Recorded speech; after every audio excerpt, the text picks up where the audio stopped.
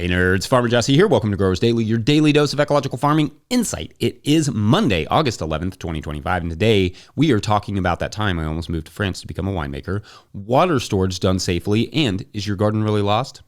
Maybe not so fast, so let's do it.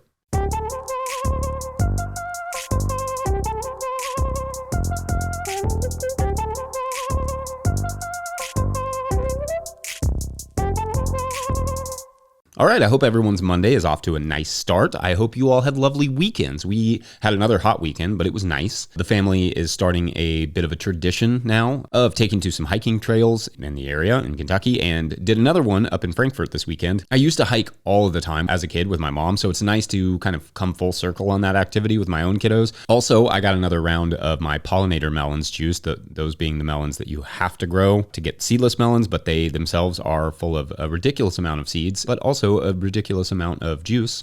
They're not quite as tasty as your average melon, but they make nice juice. So I'm going to keep rolling with that. And my winter is going to be quite tastier for that work. Also wanted to give a shout to Patreon member Joe Naaman Sessions for his suggestion on this week's 20-second videos. Joe says it's summer. Maybe we show some fails as well. Quote, how about a tour of that wreck of a tool shed? Got a weedy patch that you can't bring yourself to deal with? Ran over your irrigation line with your flail mower? Let's see some epic fails and be proud of them, because each and every one of us is trying our darndest. And maybe, just maybe, if we acknowledge those things gone wrong by putting them out in the world, it will spur us to deal with it once and for all, end quote. And I love that. And I would add that sometimes when it looks like everyone is succeeding around you, it's good to know that people are also having fails too, to keep your successes and failures in context. We live in this like over Instagrammed, over curated world where we think everybody's succeeding. That's not the case. Everybody has some failures. So your 20-second clip challenge this week is to send a quick video clip with a fail to farmermike@notillgrowers.com.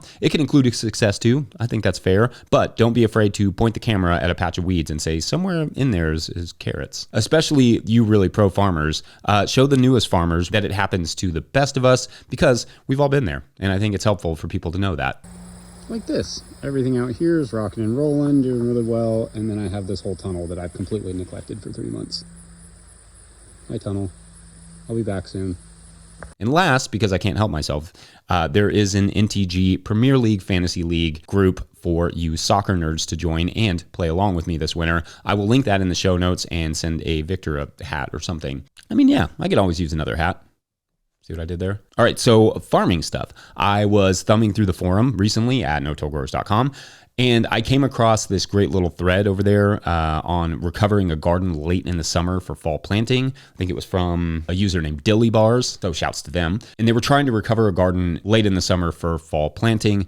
Like I'm sure happened to at least a few of you this year, their gardens had kind of been neglected, in this case by the previous owners for health reasons, and things that are not crops have taken over. It happens, but what can you do? What can be done about it? Well, you can go through that thread and they talk about how they handled it, but there is no one right way to tackle this issue. And the issue may in fact persist for several years in terms of any weed seeds being put down. But let's just take a generic overgrown garden and what some of the options are if that happens. First, if there are beds and such that were originally nicely shaped under those weeds, then it may be worth preserving those beds. I mean, if nothing else, the weeds can tell you that at least something can and has been grown there, which is, even if not the plants that you want, a good thing, because plants are generally good for enriching the soil. So if that's the case and you are good with the general layout of the garden and want to preserve that and not do a whole bunch more soil disturbance, then start with simply mowing it all down. Next, if you do typically want to or do utilize large black plastic tarps and there are still some warm weeks left in your season, you can either soak the area with water and then cover the residue with the tarps, or rake the residue into the pathways and soak the area and then cover it. The difference between raking off the residue and leaving it would be that the residue will make planting into that area harder later on if you were trying to reclaim it for any semblance of a fall garden. If you were not worried about using that area until the spring, then raking off the residue won't be necessary, and you can just leave it on the top of those beds and then tarp it until the spring if you wanted to, just to kind of get rid of as many weeds as you possibly can. You can also add a layer of compost over top after the tarping and then plant directly into it this fall if you have access to that much compost. Or if you don't want to go the plastic tarp route, mowing and then a heavy layer of mulch can do the trick, depending on what weeds we are talking about here. I might recommend, like a mulch paper put down, and then you cover that in a layer of compost or even a heavy layer of straw if you have that. Though straw will take longer to break down than the compost, which you can plant pretty much directly into, but that will just kind of block all the weeds that you need to block. Hay will bring in more weed seeds, and although there are uses for hay, do watch our mulch video first before using hay as a mulch or straw as a mulch or compost as a mulch. It's just not a bad idea to watch it no matter what. Also worth noting is that if it's incredibly overgrown, this garden space, and you are not in love with the layout anyway, it's okay to just look at it as a new piece of ground that is going to be formed into a garden for the very first time, because a lot of the same issues will be there to deal with. I talk a lot about preparing gardens and starting gardens in the Living Soil Handbook and throughout this channel, frankly. But you would essentially mow it down, get a soil test, add any compost or amendments that you might want or that are recommended, and then till those in, shape your beds, and then never have to till them again, so long as you keep up with the weeds. Indeed, sometimes that is the right way to start a garden, and it's the best way to get it off on the right foot. Like I often say, it's not one step back and two steps forward. It's one step back to never have to take another step back again. Anyway, read through that thread because there are lots of little tidbits that others have put in there. And don't forget to just always cruise over to that forum with your questions at no-tillgrowers.com. Let me know your thoughts or experiences reclaiming gardens. Some of you might be in the process now of doing such, in which case I smell a 20-second video that you should send to Farmer Mike at no-tillgrowers.com. Otherwise, up next, we're going to take a quick break. And when we come back, water storage. BRB. Front yard garden here in Mobile, Alabama, Zone 9A, where we're growing lots of winter squash, bush and pole lima beans, 3 types of okra, Murasaki sweet potatoes. The clay peas are absolutely killing it. We decided to also grow some tiger melons alongside wing beans. Today's episode is brought to you by Farmhand. We know it's peak season, you're busy, but the messages you send now are what drive renewals later. That's why Farmhand is offering free instant access to their farmer-built newsletter builder. No demos, no setup fees, just drop your logo, upload your list, and start sending farm-branded emails that boost sales, engage members, and save you hours each week. Get free access today at farmhand.partners/no-till. That's farmhand.partners/no-till. All right, back to the show. If you, the listener, are enjoying this podcast, getting even a small amount of value from it, consider supporting our work over at patreon.com/no-tillgrowers. I will try to get to questions from everywhere that questions come in, but I will always get to your Patreon questions. Now, today's Patreon question comes to us from Patreon member Sebastian Cooper, who writes, quote, "Hello, fellow no-till growers. I'm extending my home garden this year from 20 to 60 meters squared. That would be 200 to 600 square feet. I could go a bit bigger, but I'm still learning a lot from your work and the Living Soil Handbook, so I don't need to rush it. Zone 7B in Northeast France. And just like a large amount of countries here in Europe, we are going through a pretty dry summer. Those drought episodes will inevitably become more frequent and more intense in the future. Sadly, the generated water stress is slowly killing a lot of native trees in Europe, but I guess it's the same for all of us.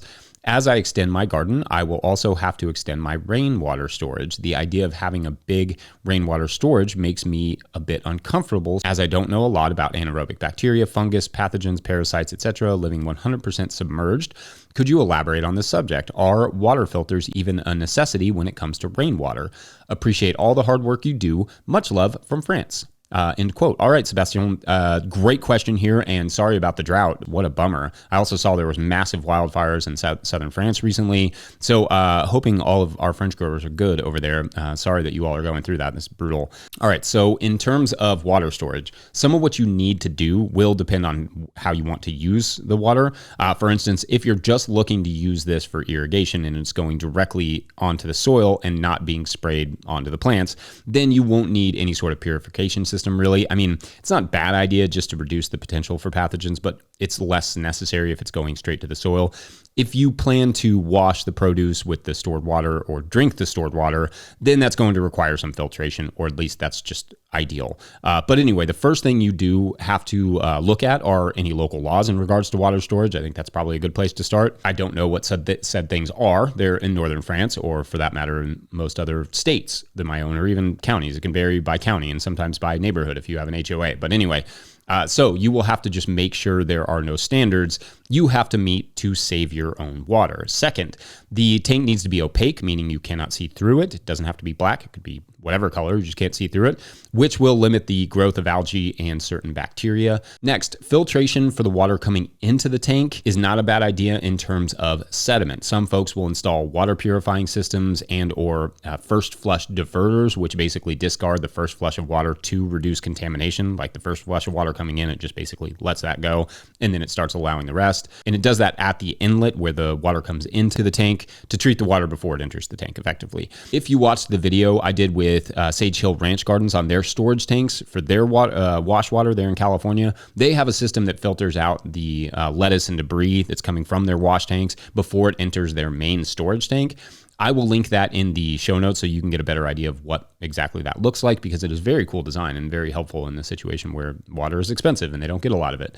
There are also very simple designs that essentially slow the water down as it comes into the tank and basically like drop the sediment, or also charcoal filters and sand filters as well that you can build yourself for relatively cheap. You will need to clean that tank out at least once a year, which is a good thing to do headed into the winter, because you don't want the tanks to be, to freeze and thus break. But you do want to clean those out just to keep any grime, muck from building up. Alternatively, you can look into things like cisterns that are underground and may require a little less maintenance, or even ponds for irrigation, which utilize plants that help on the water filtration side of things. It is also worth looking at some of the cool and simple innovations around the world, like that have been around for a long time, like the Tonka tanks, TAANK tanks in India. I just recently watched a video by Andrew Millison that I'll link in the show notes, and the latter half of that is all about these simple cement rain collection tanks that they use there in really, really dry areas of India. But they're kind of halfway dug in the ground. They're also cement, so that could be a lot of money. But of course, with digging also comes more regulation, and at that point, you may just be getting closer to the price of simply digging a well, which it sounds like may not be the worst idea in your situation and evolving environment there. If you do go with the above ground tank, make sure you have a lid on it to prevent frogs from taking up residence there. There's a good study on rain barrel collection from Rutgers that looks at heavy metals and E. coli and found that the rain barrels they studied had low levels of each, in fact, but gives some important guidelines on how to manage and deliver the water. I will link that in the show notes so you can kind of thumb through. It's a really simplified version of a study and easy to follow. In short, most rainwater collection, if done in relatively airtight, opaque containers, will be fine for garden use so long as it does not directly touch the plants, or at least the edible parts of the plants, but also be working on long-term storage solutions for your property as well, such as a well, cisterns, ponds, or preferably a couple of those, whatever makes sense for you. Anyway, I hope there is something helpful in there, and I'm sure our commenters will add their experiences with rainwater collection in the show notes. What has worked for you all and what hasn't? Be good to hear about that. Otherwise, we're going to take a quick break, and when we come back, we will actually tell a story involving France in French, because pourquoi pas? Be right back. Hey nerds, this is Lee from North Carolina, first year market gardening. Here to issue a warning. If you read the Living Soil Handbook and listen to Farmer Jesse and the Growers Daily podcast, this is what happens. Be warned and take care, and happy growing, folks. Farmer Claire Coleman here from the Winter Growers Podcast. Did you know that I also founded Real Farmer Care, a nonprofit that supports farmer well-being? From my own experiences farming, I knew firsthand that this type of support was missing from ag, so I decided to do something about it. As of today, there are over 500 farmer recipients of a $100 self-care award, with more applying daily. If you'd like to help, each $100 donated supports one new farmer. Visit realfarmercare.com to donate and learn more. Again, that's realfarmercare.com. All right, as promised on Friday, it's story time. Almost 20 years ago now, I was working in wine retail in New York City, and although I liked the job and loved the people I worked with, I also knew I didn't want to do it forever. At the same time, I was starting to visit winemakers, and as you will recall from another recent story time, I met a winemaker who was really eye-opening to me, Bertrand Gouthreau of Vouette and Sorbet in the Champagne region of France. Inspired by that meeting and meetings with other winemakers obsessed with their soils, I sort of decided that maybe I wanted to move to France and learn to be a grower and winemaker, or vigneron, as they say.